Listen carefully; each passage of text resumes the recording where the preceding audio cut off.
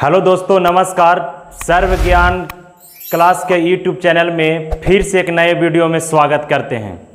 पिछला वीडियो ने हमने आप लोग को यूरोप में राष्ट्रवाद से कुछ ऑब्जेक्टिव प्रश्न दिए थे। आज हम आप लोग के इस वीडियो में यूरोप में राष्ट्रवाद के एनसीईआरटी बुक में जो आपको दिया गया है अति लघु उत्तरीय प्रश्न और लघु उत्तरीय प्रश्न, उसके बारे में पूरा प्रश्न का आंसर की देंगे इसमें। तो चलिए देर न करते हैं, वीडियो को आगे लेकर चलते हैं। यूरोप में राष्ट्रवाद, नेशनलिज्म इन यूरोप, ये आपका हिस्ट्री के क्लास 10 एनसीईआरटी का क्वेश्चन और आंसर एकदम बिल्कुल सरल भाषा में लिखा गया है। इतिहास को रटिए नहीं, समझिए, और इस क्लास में रटाएंगे नहीं, समझाएंगे।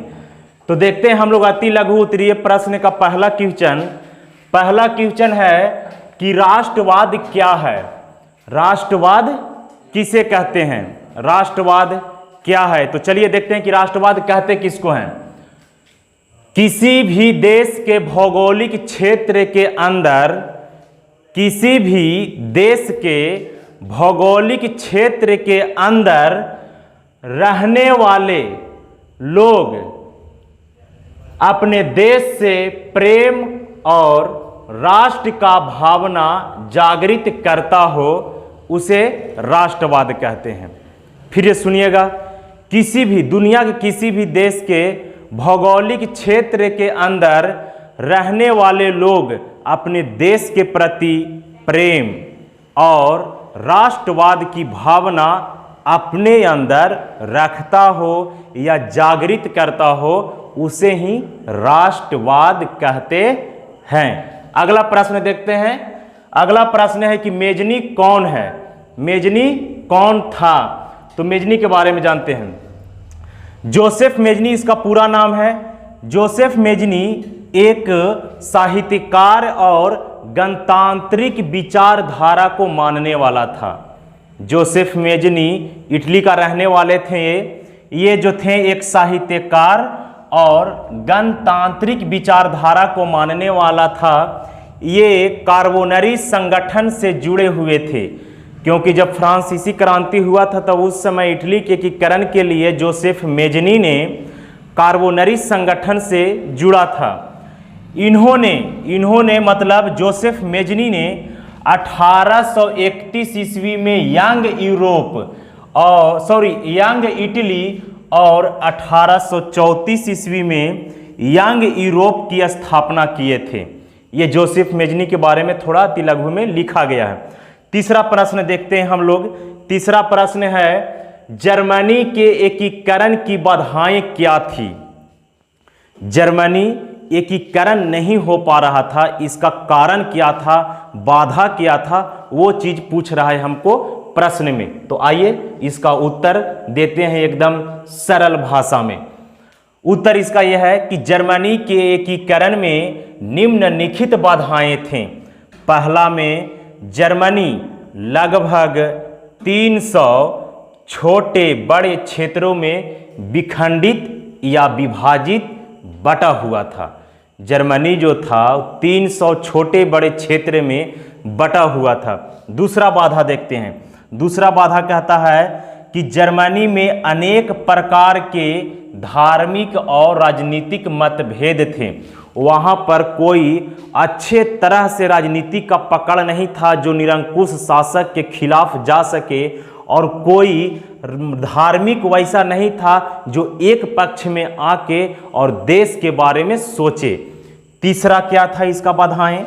तीसरा बाधाएं थी जर्मन में राष्ट्रवाद का बेहद ही अभाव था। राष्ट्रवाद के प्रति किसी के लगाव नहीं था। यही कारण था कि जर्मनी का एकीकरण नहीं हो पा रहा था। अब बताइए, अपना देश से राष्ट्रवाद से प्रेम नहीं रखेंगे तो कोई देश उसको पर कब्जा कर लेगा। जैसे भारत पर अंग्रेज 200 साल लगातार कब्जा किया था। चौथा इसका बाधाएं क्या थी। चौथा बाधाएं देखेंगे इसको। चौथा बाधाएं है इसमें, जर्मनी पर ऑस्ट्रिया और फ्रांस का पूरी तरह से आधिपत्य था। मतलब जर्मनी के एकीकरण में सबसे बड़ी बाधा ऑस्ट्रिया, और ऑस्ट्रिया के चांसलर कौन था? मेटरनिक। उसके अलावा उसके साथ साथ फ्रांस का भी अध्यक्ष था। यही कारण था कि जर्मनी एकीकरण में बाधाएं उत्पन्न कर रहा था, ऑस्ट्रिया और फ्रांस। चौथा प्रश्न हम लोग देखते हैं कि अति लघु का ये लास्ट प्रश्न होगा, मेटरनिक युग क्या है? मेटरनिक युग क्या है? मेटरनिक कौन था? मेटरनिक एक ऑस्ट्रिया का चांसलर था, क्योंकि जब नेपोलियन बोनापार्ट के द्वारा 1815 ईस्वी में वियना कांग्रेस सम्मेलन कराया गया, उसी समय से ऑस्ट्रिया का चांसलर मेटरनिक का युग शुरू होता है, जो आगे चलकर 1848 ईस्वी तक इसका शासन चलता है। उसी के बारे में देखेंगे। कहता है 1815 ईस्वी से 1848 ईस्वी के बीच के समय को यूरोप में मेटरनिक युग के नाम से जाना जाता है। केवल यूरोप में, ऐसा नहीं कि पूरा दुनिया में मेटरनिक युग होगा, ऐसा नहीं होगा। 1815 से 1848 ईस्वी के बीच के समय को यूरोप में मेटरनिक युग के नाम से जाना जाता है, क्योंकि 1815 ईस्वी में वियना सम्मेलन हुआ था और इसी दिन से मेटरनिक युग की शुरुआत हुआ, जो 1848 ईस्वी में इसका पूरी तरह से अंत हुआ, जिसे मेटरनिक युग के नाम से जाना जाता है। ये आपको अति लघु का प्रश्न का उत्तर ये हुआ। आगे देखते हैं लघु उत्तरीय प्रश्न। लघु उत्तरीय प्रश्न का पहला क्वेश्चन है, 1848 ईस्वी के फ्रांसीसी क्रांति के कारण क्या थे?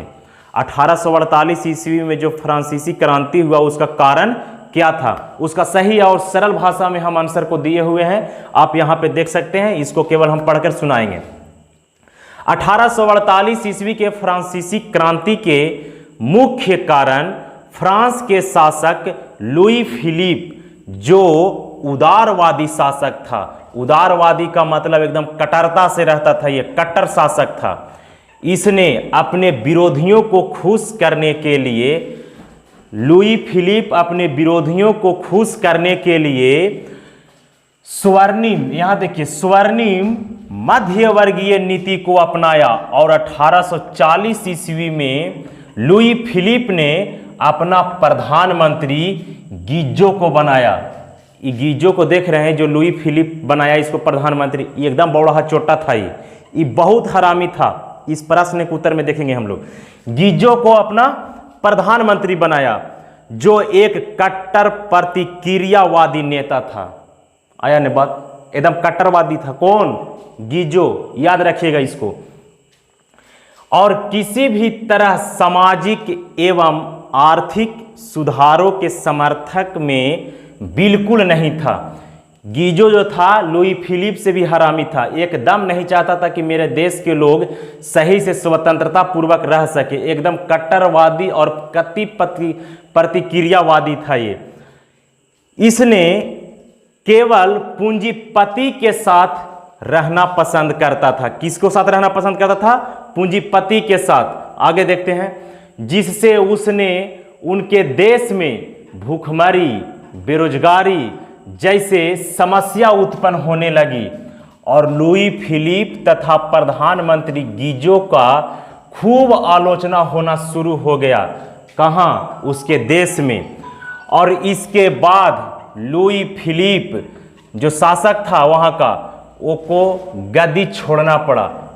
आगे देखते हैं दूसरा प्रश्न आगे देखते हैं। दूसरा प्रश्न कहता है, यूरोप में राष्ट्रवाद को फैलाने में नेपोलियन बोनापार्ट किस तरह से सहायक हुआ? नेपोलियन बोनापार्ट यूरोप में राष्ट्रवाद को फैलाने में अपना बहुत बड़ा योगदान साबित किया। उसी को सरल भाषा में क्वेश्चन का आंसर देंगे, इसमें आप देख सकते हैं। तो उत्तर में देखिए, यूरोप में राष्ट्रवाद की भावना का विकास या जागृत करने के लिए नेपोलियन बोनापार्ट का महत्वपूर्ण योगदान रहा।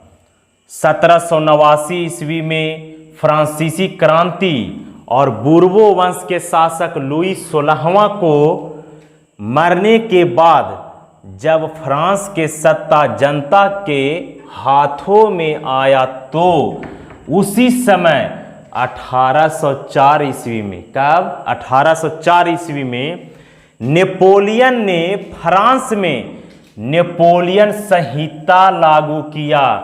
रट लीजिएगा, एकरा छपेगा ये। नेपोलियन संहिता किसने और कब लागू किया? 2023 के बिहार बोर्ड के मैट्रिक में छपेगा, याद रखिएगा। लागू किया और बाद में जर्मन के कुछ क्षेत्र को जीतकर उसने राइन संघ की स्थापना की और यहीं से राष्ट्रवाद की भावना पूरे यूरोप के अन्य क्षेत्रों में फैलने लगा। यह भी याद रखना है कि राइन संघ की स्थापना किसने किया? नेपोलियन बोनापार्ट ने। नेपोलियन बोनापार्ट ने नेपोलियन संहिता कब लागू किया? 1804 में। आगे देखते हैं। अगला प्रश्न है तीसरा, लघु उत्तरीय का। इटली और जर्मनी के एकीकरण में ऑस्ट्रिया का भूमिका क्या थी? इटली और जर्मनी के एकीकरण में ऑस्ट्रिया की क्या भूमिका थी? ऑस्ट्रिया सबसे बड़ा हरामी था। क्वेश्चन ऐसा पूछा एनसीईआरटी वाला, जैसे लग रहा है कि इटली और जर्मनी के बारे में कुछ बढ़िया काम किया होगा, लेकिन इसका जो प्रश्न का उत्तर है एकदम अपोजिट जाएगा। विश्वास नहीं है? देखिए, इटली और जर्मनी के एकीकरण में ऑस्ट्रिया सबसे बड़ा बाधक देश था। अब वहां का चोटा कौन था? मेटरनिख। नहीं चाहता था कि इटली और जर्मनी कभी एक हो सके, लेकिन किया। आगे देखिए, क्योंकि इटली और जर्मनी कई छोटे बड़े देशों में विभाजित था, इन दोनों देशों पर ऑस्ट्रिया का आधिपत्य था। जब भी इटली और जर्मनी में एकीकरण के लिए आंदोलन शुरू किया जाता कि उससे पहले ही जब कभी भी इटली और जर्मनी ने आंदोलन शुरू करता एकीकरण के लिए, कि आंदोलन शुरू करने से पहले ही ऑस्ट्रिया के चांसलर मेटरनिख के द्वारा उस आंदोलन को कुचल दिया जाता, दबा दिया जाता।